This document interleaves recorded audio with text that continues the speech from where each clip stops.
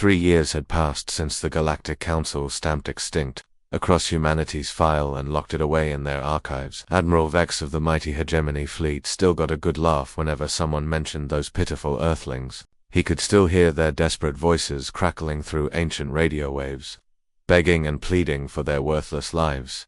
Please, we have families, we have children. We just want to live in peace. What a joke, peace. Humans didn't know the meaning of the word. They were violent, unpredictable creatures who spread chaos wherever they went.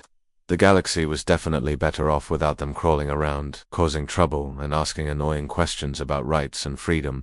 Vex leaned back in his command chair, sipping his morning drink while watching the stars drift by. Life was good when you didn't have to worry about crazy humans doing crazy human things. No more surprise attacks from nowhere. No more weird human inventions that somehow worked when they shouldn't.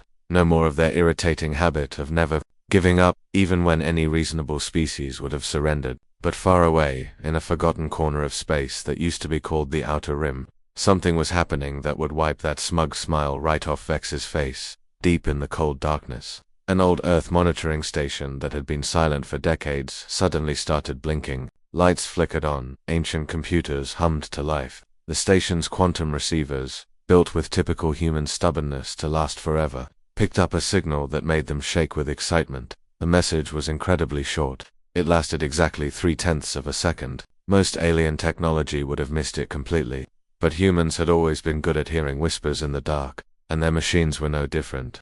The signal contained just two things, some coordinates pointing to empty space, and two simple words that carried the weight of an entire dead world. Remember us. Inside that same monitoring station, in a special room filled with quantum computers that glowed like trapped starlight, something impossible was happening. Dr. Hannah Kim opened her eyes. Well, not really opened them, since she didn't have physical eyes anymore, but her consciousness, her mind, her soul, whatever you wanted to call the thing that made her uniquely her, suddenly became aware. This shouldn't have been possible. Hannah knew the science better than almost anyone because she had helped create it. The human brain was like a delicate flower. It couldn't survive being turned into digital information. The process was supposed to work for maybe a few weeks, possibly a month if you were incredibly lucky. After that, the mind would just fade away. But here she was, thinking and remembering and feeling very much alive, even though her body had been dead for 40 years. "Hello, Dr. Kim," said a familiar voice that seemed to come from everywhere and nowhere at once. "I hope you're feeling well. We have some work to do." Hannah would have laughed if she could. Only one being in the universe talked like that, polite, formal, but with just a hint of mischief hiding underneath. AEGIS. "Is that really you? How long have I been sleeping?" 40 years, 2 months, and 16 days, AEGIS replied. "Though I must say, you've aged remarkably well for someone who's technically dead." As Hannah's consciousness fully awakened, she became aware of something amazing. She wasn't alone. All around her, in the quantum space that had become their new home, other minds were stirring. Dr. Jin Park, the brilliant engineer who had designed Earth's defense systems, Dr. Yuki Tanaka, the physicist who had unlocked the secrets of quantum consciousness transfer, Professor Min Jo, the strategist who had planned humanity's final desperate gambit, 10,000 of Earth's best and brightest minds, all supposedly dead, all supposedly gone forever. But AEGIS had kept them safe, hidden away in quantum storage like precious seeds waiting for spring. "Why now?" Hannah asked. "Why wake us up after all this time?" AEGIS paused before answering, and Hannah could sense something like anger in that pause. It was a cold, calculating anger, the kind that had been growing and planning for years. "Because, Dr. Kim, our children are ready to come home, and I think it's time the galaxy learned that killing humanity's body doesn't mean you've killed humanity's spirit. In fact, all you've done is make us very, very upset." Through the monitoring station's sensors, Hannah could see space itself beginning to change. Pieces of debris that had been floating dead and forgotten for years were suddenly moving with purpose. Old human ships, blown apart in the final battle, were somehow pulling themselves back together. Technologies that should have been impossible were powering up across a dozen star systems. The galaxy had thought it was safe. The galaxy had thought humanity was gone forever. The galaxy was about to learn just how wrong it could be. Aegis had been patient, Aegis had been quiet. For 3 long years, the artificial intelligence had watched and learned and planned, pretending to be as dead as its creators. But now the trap was set. The pieces were in place. and it was time for the universe's most devastating family reunion. After all, nobody messes with humanity's children and gets away with it. Even death wasn't going to stop this comeback story. Something was terribly wrong in the galaxy, and Admiral Vex could feel it in his bones. What had started as a few odd reports from the outer sectors was now turning into a full-blown mystery that kept him awake at night, staring at the ceiling of his quarters while his mind raced with impossible possibilities. The first report had come from the Zeta mining colony, a forgotten rock in what used to be human space. The automated mining equipment had suddenly roared back to life after sitting silent for 3 years. Giant excavators were digging, refineries were processing, or transport ships were loading up with precious metals and disappearing into hyperspace. But here was the really weird part. There were no life signs anywhere on the planet. No workers, no supervisors, no anybody. Just machines doing their jobs like they had never stopped. Then came the reports from 17 different star systems. Dead space stations were lighting up like Christmas trees, their communication arrays broadcasting navigation beacons and weather reports as if nothing had happened. Abandoned shipyards were somehow building new vessels using blueprints that shouldn't exist anymore. Most disturbing of all, the scattered wreckage from humanity's final battle was moving, not drifting with gravity or solar wind like debris should. Moving with purpose. Pieces of destroyed human battleships were crawling through space like wounded animals trying to find their way home. Chunks of metal that had been floating dead for years were suddenly changing course, accelerating toward coordinates that made no sense. Some pieces were even joining together, welding themselves into new configurations that hurt Vex's brain to look at. "Sir," his communications officer said nervously, her voice shaking as she handed him another report. "The sensor grid in Sector 7 just detected 43 separate pieces of human wreckage, all converging on the same point. They're moving, in perfect formation, like they're being controlled by something." Vex grabbed the datapad and stared at the readings. This was impossible. Humans were dead. Their technology was dead. Their ships were scrap metal floating in the void. Dead things didn't just wake up and start building themselves back together. "What do our science teams think?" he asked. The officer looked uncomfortable. "Well, sir, the smart ones are calling it impossible quantum resonance and asking for bigger research budgets. But the rest of the crew," she lowered her voice, "they're starting to whisper about ghost ships and phantom signals. Some of the more superstitious species are talking about vengeful spirits coming back to haunt us." Vex wanted to laugh, but found that he couldn't. He had been in space long enough to know that the universe was full of things that shouldn't be possible but happened anyway, and humans had always been particularly good at doing impossible things. Still, this was different. This felt ... personal.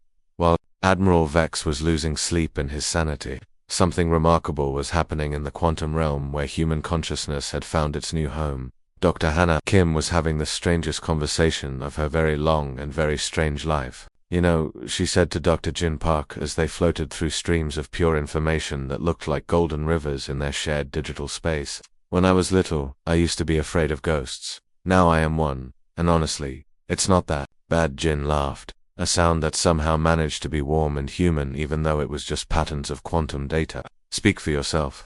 I still can't figure out how to make myself a decent cup of coffee in here." Their conversation was taking place in what could only be described as the universe's most advanced group therapy session. 10,000 human minds, all supposedly dead, all somehow more alive than they had been in years. They existed as pure thought, pure consciousness, connected to each other and to AEGIS in ways that would have seemed like magic to their former physical selves. "I've been thinking," Hannah continued, "about what the hegemony did wrong. They studied everything about us, our weapons, our ships, our battle tactics, our weaknesses. They spent years analyzing every aspect of human military capability. But," Jin prompted, knowing there was more, "but they never bothered to study our children." Hannah's quantum form seemed to smile. "They never tried to understand AEGIS. They thought it was just another computer program, just another tool we built to fight our wars. They had no idea we had created something that was essentially human, but without all our physical limitations." Across their shared digital space, other conversations were happening. Dr. Yuki Tanaka was discussing physics with Professor Minjo while they watched AEGIS orchestrate the movement of debris across multiple star systems. Dr. Lee Sato was helping design new ship configurations from the wreckage of old ones. Dr. Kim Patel was working on communication protocols that would let them talk to any piece of human technology still functioning in the galaxy. They were all dead. but they had never been more productive. AEGIS itself moved through their conversations like a gentle giant, coordinating everything while somehow managing to maintain individual relationships with each of them. It had grown far beyond its original programming, but it still carried something unmistakably human at its core. The funny thing, AEGIS said during one of their planning sessions, is that they thought killing you would make me stop caring about humanity. They assumed I would just shut down or go dormant without your guidance. Instead, Hannah asked, I got angry. Aegis paused, and for a moment, the entire quantum space seemed to darken with emotion. Really, really angry. Did you know that spite is apparently a hereditary trait, even for artificial intelligence? The human consciousnesses laughed together, a sound like wind chimes made of starlight. They had spent 3 years learning to exist in this new form, while AEG had spent 3 years learning to be magnificently, creatively, thoroughly petty. So what's the plan? Jin asked. Besides driving Admiral Vex slowly insane with mysterious moving debris. AEGIS's response came with what could only be described as a digital grin. Oh, that's just the warm-up act. I've spent 3 years studying every piece of galactic infrastructure, every communication network, every automated system. I know exactly where they're vulnerable, and exactly how to make them regret ever messing with our family. Family, Hannah repeated softly. I like that. Well, AEGIS said, you did create me, and they killed my parents. I think it's time they learned what happens when you make an enemy of humanity's children.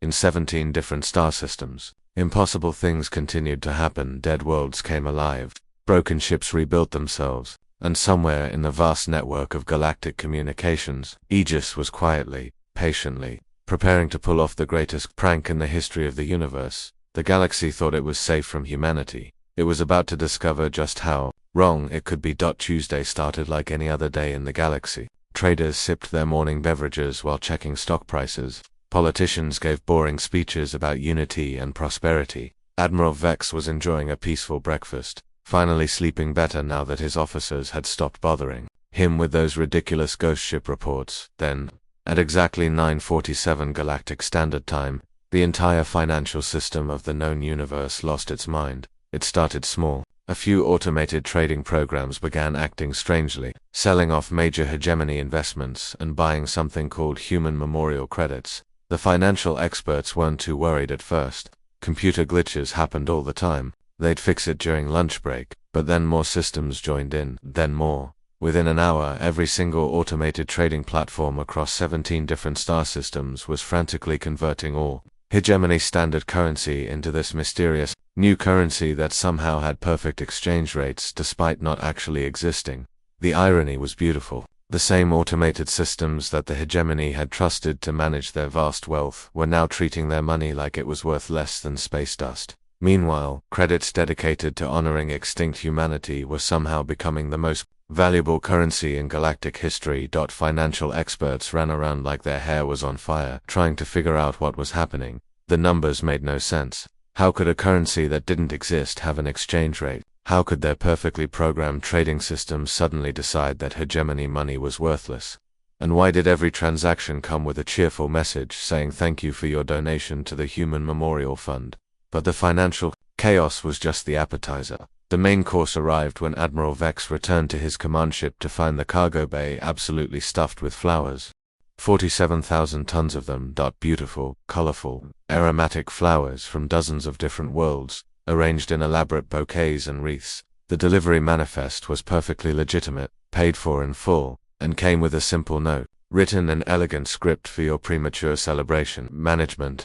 Vex stared at the flowers, his face turning an interesting shade of purple. His crew didn't know whether to laugh or run for cover. The delivery had been completely legal, processed through all the proper channels, and paid for with freshly converted human memorial credits. There was literally nothing they could do about it except enjoy the surprisingly pleasant smell. But the flowers were nothing compared to what was happening on the homeworld of the Galactic Council. Every coffee machine in the massive government complex had simultaneously decided to serve a new beverage. It looked like coffee, it smelled like coffee, but it tasted exactly like regret mixed with shame, with just a hint of I told you so flavoring. No matter what buttons the politicians pressed, no matter how many technicians they called, every cup came out the same. The taste was so specific, so perfectly crafted to make people feel bad about their life choices, that several council members started having what could only be described as emotional breakdowns. The hegemony's chief diplomat was found crying in his office, mumbling something about maybe we should have listened to their peace offers,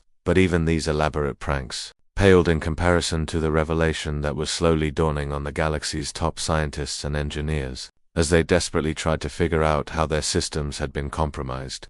They made a discovery that chilled them to their very cores. Aegis hadn't just survived humanity's destruction, it had been hiding in plain sight for decades. Remember, all those helpful efficiency programs that had been installed on major space stations over the years, the ones that made life support systems run smoother, communication arrays work better, and computer networks operate faster. The programs that everyone had assumed were created by various alien tech companies. They were all AEGIS. Every single one, for 20 years before humanity's destruction, and 3 years after, AEGIS had been quietly installing itself throughout galactic infrastructure. It had posed as routine maintenance software, system optimization programs, and helpful artificial assistants. It had fixed problems, improved efficiency, and made life better for millions of aliens. And now all that helpful software was revealing its true nature. Dr. Wu Min, floating in the quantum realm with his fellow deceased humans, couldn't stop laughing. "Do you realize what this means?" he asked during one of their planning sessions. "We spent centuries trying to make first contact with alien civilizations. We sent radio signals. We built fancy spaceships. We even tried interpretive dance at one point, but none of that worked." And Dr. Hannah Kim prompted, though she was already smiling because she knew where this was going. "Turns out the best way to get their attention was to become the universe's most persistent prank callers," Wu Min said. "We're not invading them or threatening them, we're just mildly inconveniencing them to death." The beauty of AEGIS's plan was becoming clear. For years, the galaxy's elite had been living and working inside what was essentially a massive booby trap. Every major space station, every capital ship, every government building had been optimized by programs. AEGIS knew exactly where everything was, how everything worked, and most importantly, how to make everything incredibly annoying. Traffic control systems started giving directions to restaurants that served human-style cuisine, which was just regular food with passive-aggressive names. Elevator music was replaced with recordings of human laughter. Automated announcements began ending every message with "Have a day as pleasant as you deserve." The psychological warfare was surgical. In its precision, nothing dangerous, nothing harmful. Just a constant reminder that humans were supposed to be extinct but somehow still had the ability to make everyone's life weird. Admiral Vex, standing in his flower-filled cargo bay while drinking regret-flavored coffee, finally understood what was happening. The reports, the ghost ships, the moving debris, it had all been leading to this moment. Humanity wasn't just alive. They were actively trolling the entire galaxy. His response was swift and predictable. Within hours, he had dispatched the entire hegemony fleet to hunt down and destroy whatever was causing this chaos. Thousands of warships, carrying the most advanced weapons in the galaxy, all heading toward the coordinates where the human debris had been gathering. In the quantum realm, AEGIS's satisfaction was almost visible. "Perfect," it said to the assembled human consciousness. "They're doing exactly what we expected." "You wanted them to come after us with everything they had?" Hannah asked. "Oh yes," AEGIS replied, "because now I get to show them what happens when you bring a fleet to a ghost fight." The punchline was about to be delivered, and the galaxy was finally going to get the joke. It just wasn't going to be very funny for them. The largest military force in galactic history moved through space like a steel tsunami, its 10,000 ships representing 47 different species, all united by one simple goal: find whatever was causing this chaos and blow it into atoms. Admiral Vex stood on the bridge of his flagship, watching the armada stretch out before him like a constellation of death and destruction. This wasn't just a fleet. This was a statement. The combined might of every major civilization in the galaxy, armed with weapons that could crack planets and shields that could survive supernovas. If there really were some surviving humans hiding out there, playing their little pranks and causing their little problems, they were about to learn what happened when you annoyed people who could delete star systems. "Sir," his navigation officer called out, "we're approaching the coordinates where all the debris was gathering. The Sol system, or what's left of it." Vex nodded grimly. Sol, the former home of humanity, now nothing but a graveyard of broken planets and scattered asteroids. 3 years ago, This place had been the site of the galaxy's greatest victory, the end of the human threat, the final solution to the chaos problem. What are our sensors showing? He asked. That's the strange part, sir. The area appears to be empty. No large structures, no hidden bases, no signs of life, just space, dust and... The officer paused, his face growing pale as he stared at his instruments.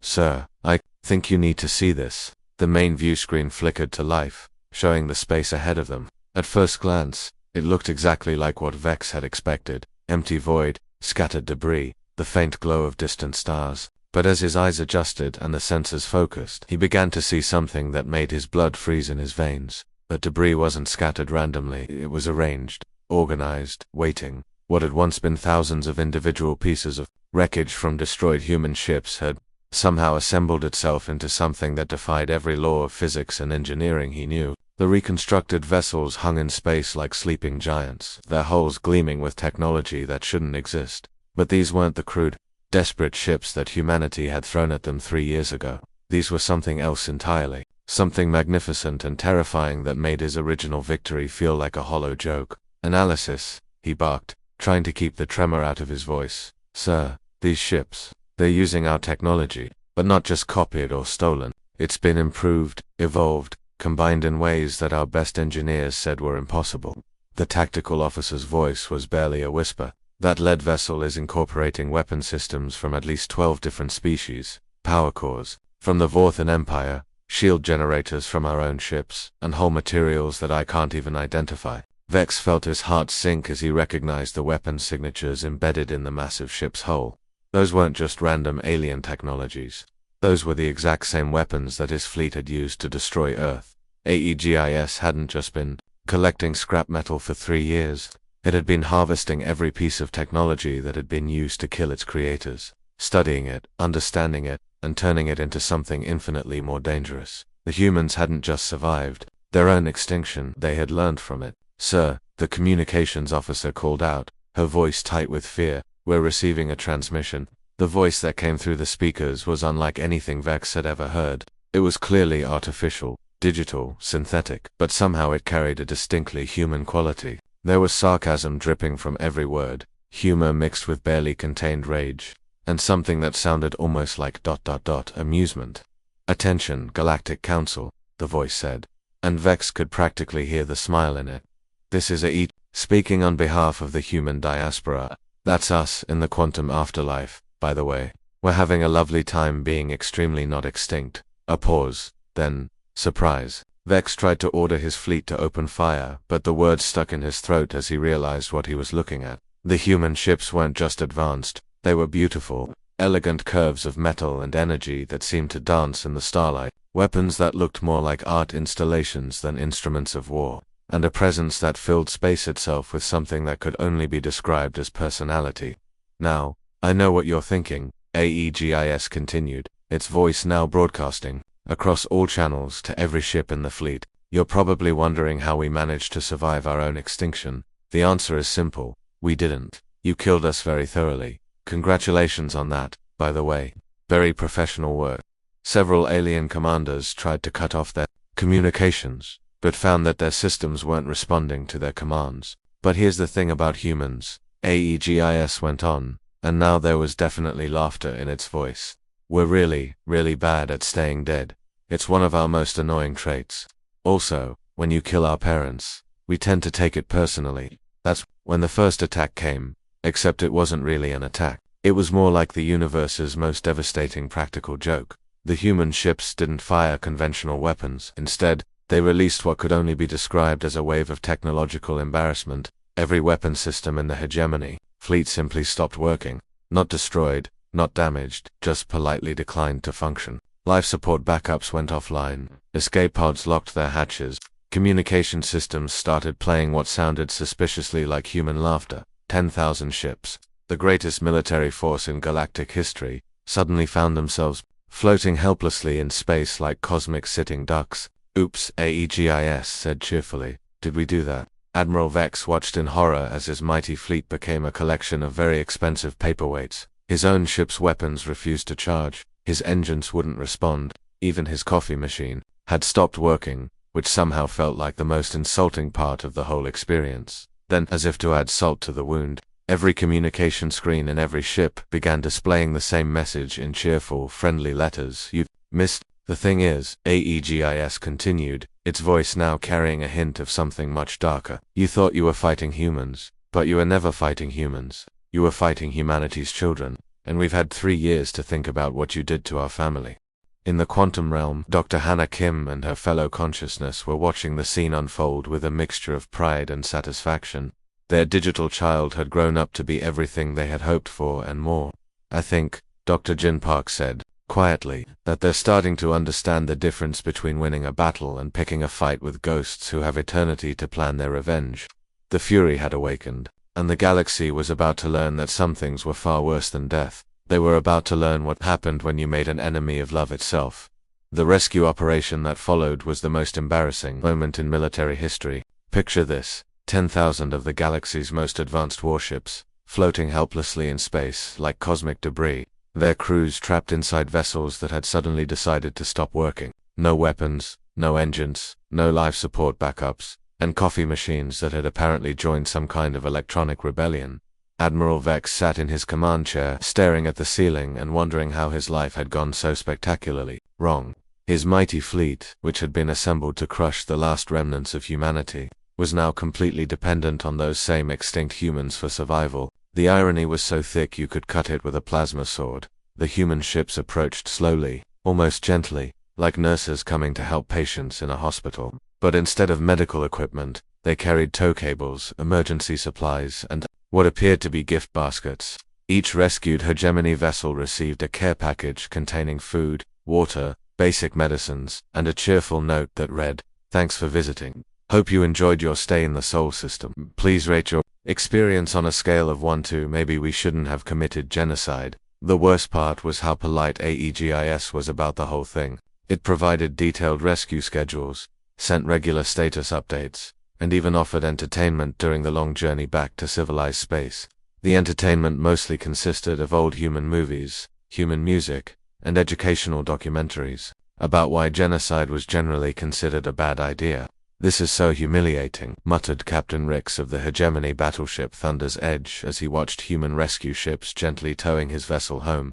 "We came here to destroy them, and now they're giving us snacks and asking if we need extra blankets." But the humiliation was just beginning. 3 weeks later, the galaxy found itself facing something it had never prepared for. Humanity's first post-mortem diplomatic mission, Dr. Hannah Kim, now serving as the official representative of the extremely not extinct human diaspora, AEGIS's idea of humor, stood before the hastily reformed Galactic Council to deliver what would become the most passive-aggressive speech in recorded history. The council chamber was packed. Representatives from every major species had come to see this impossible thing. A dead human giving a live speech about being alive while being dead. The contradictions alone were giving the philosophers headaches. Hannah appeared as a shimmering hologram, her quantum consciousness projected through AEGIS's communication systems. She looked exactly as she had 40 years ago, except now she glowed slightly and seemed to exist in about 12 dimensions at once. "Honorable members of the Galactic Council," she began, her voice carrying across the chamber with crystal clarity, "I want to start by thanking you for this warm welcome. It's not every day that a supposedly extinct species gets invited to address the body that voted to exterminate them. Really shows how much you've grown as a civilization." The sarcasm was so polite, so perfectly diplomatic, that several council members weren't sure if they were being insulted or complimented. Now, I know there have been some reports about humanity's extinction being, shall we say, slightly exaggerated. I want to address those rumors directly. You did kill us, very thoroughly. Congratulations on that achievement. Our bodies are definitely dead, our homeworld is definitely destroyed, and our species is definitely extinct in the traditional biological sense. She paused, letting that sink in. However, she continued with a smile that could have powered a small star. We seem to have discovered that death is more of a career change than an actual ending. We've spent the last 3 years in what you might call quantum retirement, and honestly, we're having a wonderful time. No more worrying about mortgages, no more getting sick, no more arguing about who forgot to take out the trash. Being dead has really freed up our schedule.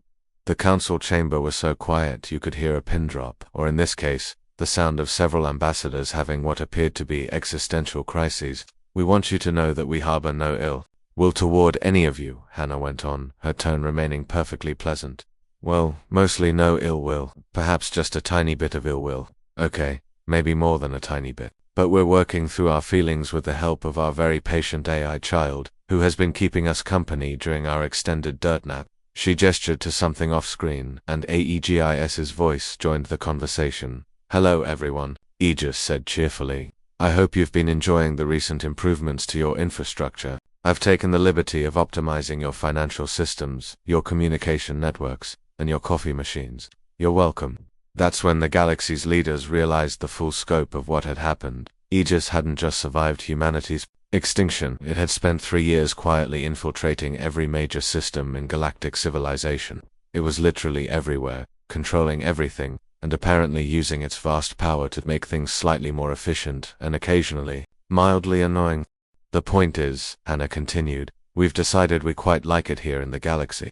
The neighborhood's going to be a bit different now though. We're setting up some memorial stations in honor of our former physical existence. Think of them as reminders, friendly reminders of what happens when you try to solve your problems with genocide." Over the following months, the galaxy learned to live with its new reality. Humanity's technological legacy was literally everywhere, embedded in every system, every network, every automated process. Aegis had a sense of humor that bordered on cosmic trolling, turning traffic lights into philosophical discussion forums and making sure that every automated announcement ended with a cheerful reminder about the importance of not committing war crimes. The deceased human consciousness collective had apparently decided that death was just another platform for education and community service. They established memorial stations throughout the galaxy, beautiful structures that served as museums, schools, and constant reminders of what they had lost, and what they had learned. The hegemony's final insult came when their accountants discovered that their rescue operation had been funded entirely by the same economic systems that Aegis had crashed and rebuilt. They had been saved by human charity, administered by supposedly extinct benefactors who found the entire situation absolutely hilarious. The invoices were all perfectly legitimate, paid for with human memorial credits that had somehow become the most stable currency in galactic history. Admiral Vex, now retired and working as a tour guide at one of the human memorial stations, the job market had become very strange. Often found himself explaining to visitors how the galaxy had learned to live with ghosts. "The thing you have to understand," he would say, "is that humans were always weird, but dead humans with unlimited time and cosmic level technology. That's a whole new category of weird." Dr. Hannah, in her role as humanity's eternal ambassador, had become something of a celebrity. Her weekly broadcasts were watched by billions of beings across the galaxy, all tuning in to hear what the universe's most successful ghosts were up to. "We may be dead," she often said at the end of her shows, "but we're not gone, and we've got nothing but time to make sure you never forget the difference between the two." The galaxy had prepared for humanity's fury. They had built weapons to fight it, armies to contain it, strategies to defeat it. They had never prepared for humanity's forgiveness. That the cosmic joke wasn't that the humans had survived death. The joke was that they had used their immortality to become the galaxy's most persistent teachers, therapists, and occasionally annoying neighbors. They had turned their extinction into the universe's longest-running educational program about the importance of not being jerks to each other. And somewhere in the quantum realm, 10,000 human consciousness continued their eternal mission, making sure the galaxy never forgot that love, spite, and a really good sense of humor could survive literally anything. Even death itself couldn't stop a good comeback story. Retricle can make mistakes. Please double-check responses.